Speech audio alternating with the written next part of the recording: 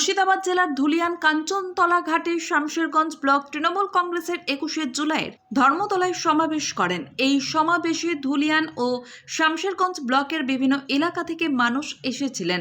এই সভায় উপস্থিত ছিলেন ফিরহাদ হাকিম, পৌর ও নগর উন্নয়ন মন্ত্রী, পশ্চিমবঙ্গ সরকার। এছাড়াও উপস্থিত ছিলেন জঙ্গিপুরের বিধায়ক জাকির হোসেন, সাগরদিঘির বিধায়ক বাইরেন বিশ্বাস, ফারাক্কার বিধায়ক মনিরুল ইসলাম, শামশেরগঞ্জের বিধায়ক আমিরুল ইসলাম। এছাড়াও জেলা ও ব্লক নেতারা উপস্থিত ছিলেন। ফিরহাদ হাকিম তার বক্তব্যে বলেন, বিজেপির সাম্প্রদায়িক সম্প্রীতি নষ্ট করে পরিবেশ নষ্ট করছে। শামশেরগঞ্জের দাঙ্গার সময় অনেক লাফালাফি করলেও এখন আর তাদের দেখা যায় না। বাংলার বিজেপি নেতারা হচ্ছে ছাগলের তৃতীয় বাচ্চা, শুধু লম্পজম্প ছাড়া কিছুই নেই। শুভেন্দু অধিকারীকে কটাক্ষ করে বলেন, যখন তিনি তৃণমূলে ছিলেন তখন চেতলায় আসতেন দুর্গাপুজোয়, এখন আমি সাম্প্রদায়িক হয়ে গেলাম। এই মঞ্চে সিপিএম এর একজন পঞ্চায়েত সদস্য তৃণমূলে যোগ দেয়। সভা শেষে ধুলিয়ান পৌরসভা থেকে একটি জল প্রকল্পের শিলান্যাস করেন।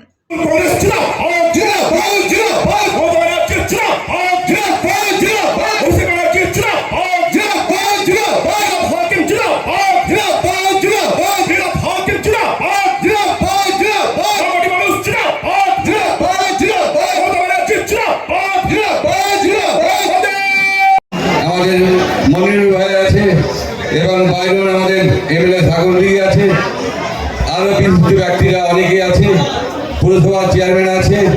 আমি বেশি কথা বলবো না, যার কথা শোনার জন্য আপনারা জানেন। তো দুটি কথা না বললে নয় যে মাননীয় মুখ্যমন্ত্রী বাংলার নেত্রী রাম আর রহিম হাত ধরে একসাথে ছিল শামশেরগঞ্জ।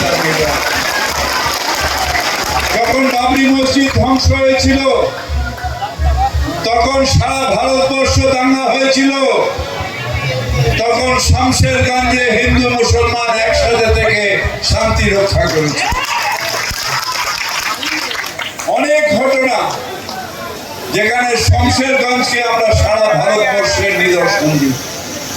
শামশেরগঞ্জ ধুলিয়ান আমাদের সাম্প্রদায়িক সম্প্রীতির একটা নিদর্শন, এটা বলে আমরা গর্ব অনুভব করি।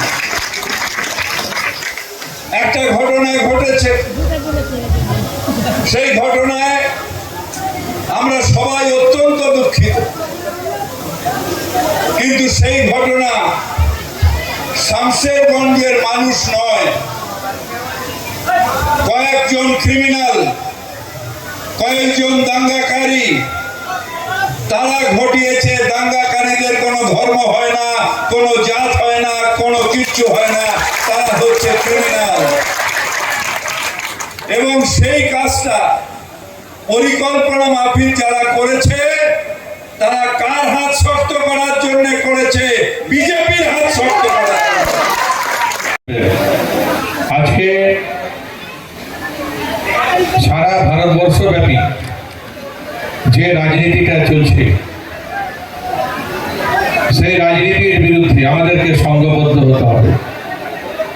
বিভেদের রাজনীতি, সাম্প্রদায়িকতার রাজনীতি, দাঙ্গার রাজনীতি যারা করছে, সেই বিজেপি দলের বিরুদ্ধে মানুষকে সংগঠিত করতে হবে। আমরা দেখেছিলাম যে বাংলায় যখন সিপিএম এর সরকার ছিল, বাম সরকার ছিল, তখন মানুষকে সংগঠিত করে, মানুষকে পাশে নিয়ে বাংলার জননেত্রী মমতা বন্দ্যোপাধ্যায় সেদিন লড়াই সংগঠিত করেছিলেন এই বাম সরকারকে উৎখাত করার জন্য। যারা সত্যিকারের অপরাধী তাদের নিশ্চিতভাবে শাস্তি হওয়া উচিত। সেটা ফিরহাদ হাকিম হোক, আনন্দ রায় হোক, শিবপ্রসাদ হোক, যেই হোক, তার শাস্তি হওয়া উচিত। কিন্তু নিরীহ মানুষ, যারা কোনো অন্যায় করেননি, তাদের যেন কাজ না আসে, এটা দেখার দায়িত্ব পুলিশ প্রশাসন। আমরা জানি কিছুদিন আগে কাশ্মীরে নাকি ধর্মীয় জিজ্ঞেস করে গুলি করেছে টেরোরিস্ট কারা? যারা মানুষকে খুন করে, তারা নিশ্চিতভাবে ইসলাম মানে না।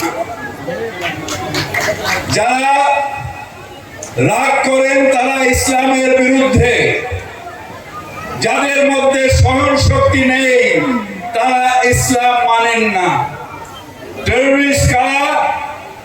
যারা অন্যায়ভাবে নিরীহ মানুষকে খুন করেন তারা অন্যায়। আমাদের নবী শিখিয়েছেন যুদ্ধের সময়ও হাত থেকে তলোয়ার পড়ে গেলেও নবীর হুকুম ছিল যে তার যে প্রতিপক্ষ তার বিরুদ্ধে তলোয়ার নামিয়ে দিতে হবে।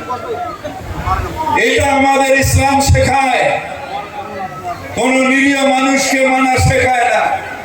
আর যারা ধর্ম জিজ্ঞেস